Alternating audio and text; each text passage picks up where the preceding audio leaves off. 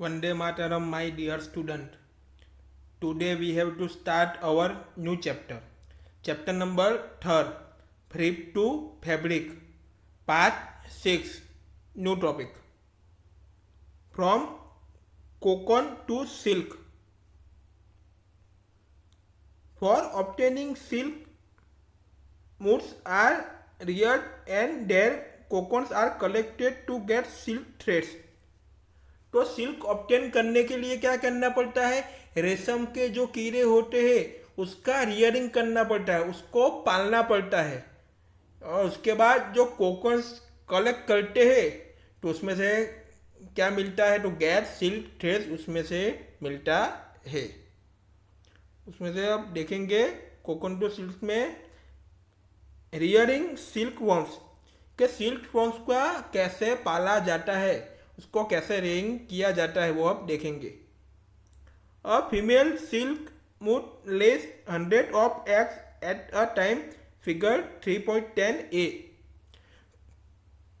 All the student look at the figure A. Female silkworm moth with eggs. तो ये जो female silkworm मूथ है वो एग के साथ है। तो उसका मीनिंग क्या होता है कि जो भी फीमेल सिल्क मूथ होते हैं वो एक ही साथ में कितने अंडे देते हैं? 100 ऑफ एग्स एक ही टाइम में वो देते हैं। The eggs are store carefully on strip of the cloth और paper and sold to silkworm farmer.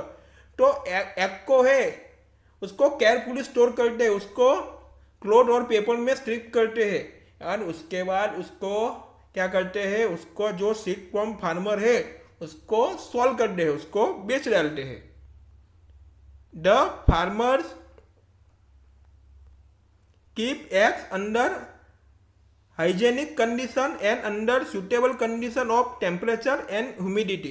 तो फार्मर है वो इस अंडे को कैसे रखते हैं कि उसके जो सुटेबल कंडीशन हो और उसके कैसी हो, उसके टेम्परेचर एंड ह्यूमिडिटी भी उसके कंडीशन के हिसाब से हो। तो ऐसे ही उसको फार्मर लोग वैसे ही एग्स को रखते हैं। The eggs are warm to a suitable temperature for the larvae to hatch from eggs. तो जो एग्स जो होते हैं वो अपने सुटेबल टेम्परेचर में ही होते हैं। तो उसके बाद एग में से क्या होते हैं? हैच होते हैं। तो उसमें क्या निकलते हैं? लार्व एग से बाहर निकलते हैं। This is done when mulberry trees, figure number 3.10b, bear the fresh crop of leaves. तो ये उसको डन, जिसको क्या बोलते हैं? मलबरी ट्रीज बोलते हैं। तो ये प्रोसेस कब होती है? जब उस मलबरी ट्रीज के ऊपर जब उसके लीव्स फ्रेश आते होते हैं तभी ये पूरी प्रोसेस होती है। All the student look at the figure B, mulberry tree. तो ये जो पूरा है वो मलबरी ट्री है। तो उसके जो राइट हैंड साइड में है ये पूरा क्या है? Leaf of mulberry. तो उसके मलबरी के पत्ते कैसे होते हैं, लीफ कैसे होते हैं वो आप देख सकते हैं।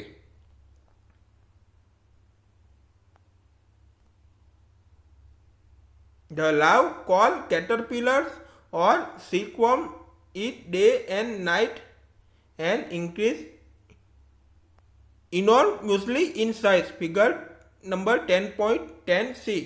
तो जो लार्व होता है इसको क्या बोलते हैं? कैटरपिलर और सिल्कवर्म्स कहते हैं। और जो कैटरपिलर और सिल्कवर्म्स होते हैं वो डे एंड नाइट क्या करते हैं? उसकी साइज क्या करते हैं? इंक्रीज होती है। All the student look at the figure C, larva, तो बोले कैटरपिलर और silkworm feeding on mulberry trees. तो ये आप देख सकते हैं लार्वा। ओके,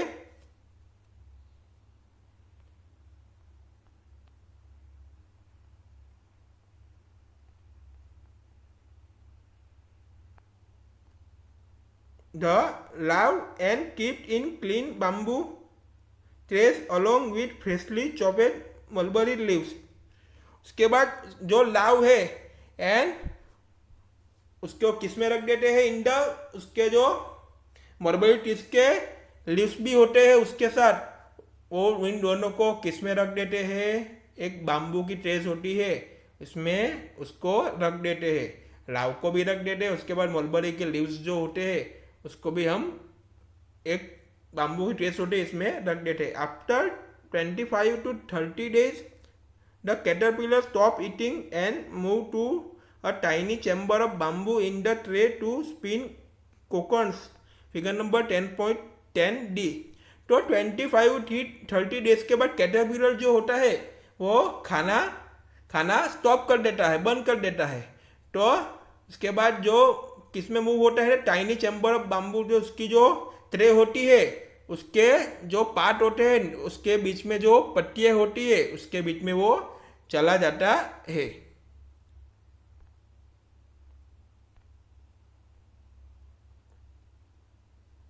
स्मॉल रेक्स और ट्विग्स में be provided in the trays to which cocoons get attached. तो उसके बाद मैंने अभी जो कहा है वो उसके बाम्बू की ट्रेस होती है उसके बीच में जो पट्टियाँ होती है उसके बीच गैप होती है, तो वहाँ वो चला जाता है, उसके बाद कोकोन वहाँ पे अटैच हो जाते हैं। तो all the student figure number D cocoons, तो इसको क्या बोलते हैं, कोकोन्स कहते हैं।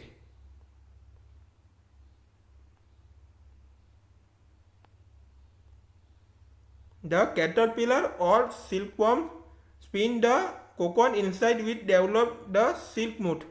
जो कैटरपिलर और सिल्कवर्म होता है तो स्पिन टू कोकॉन्स, तो किसके थ्रू होता है, उसका स्पिन कोकॉन्स के थ्रू होता है। Inside which develop the silk moth, इसके थ्रू क्या होता है, डेवलप सिल्क मूड डेवलप होता है।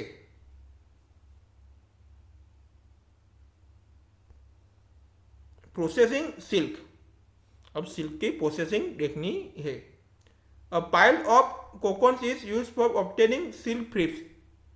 तो सिल्क फ्रिप्स ऑब्टेन करने के लिए क्या करना है, पाइल्स ऑफ कोकोन्स का यूज करना पड़ता है, तो अभी सिल्क फ्रिप्स हमको मिलता है, ऑब्टेन होता है। The cocoons are keep under the sun और बॉयल और एक्सपोज टू स्टीम। जो कोकोन्स जो होते हैं उसको सन के थ्रू और उसको कहाँ पे, अंडर द बॉयल, और उसको स्टीम करना पड़ता है। Okay, the silk fibres separated out. तो सिल्क फ्रिप्स को क्या होते हैं, अलग सेपरेटेड आउट कर देते हैं, अलग कर देते हैं। The process of taking out threads from the cocoons for use as silk is called reeling the silk.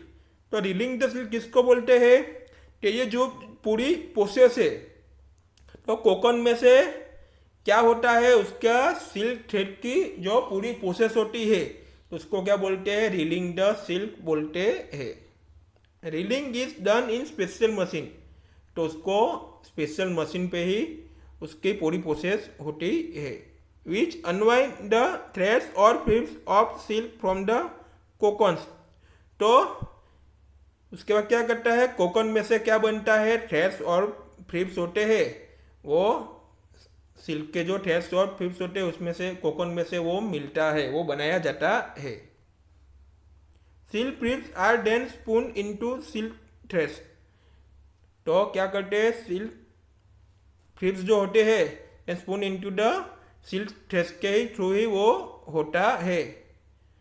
तो उसमें से क्या बनते हैं, सिल्क फ्रिप्स में से स्पून के इनटू द सिल्क थ्रेड्स बनाया जाता है। तो क्या है, सिल्क थ्रेड्स का मीनिंग क्या होता है, उसका धागा।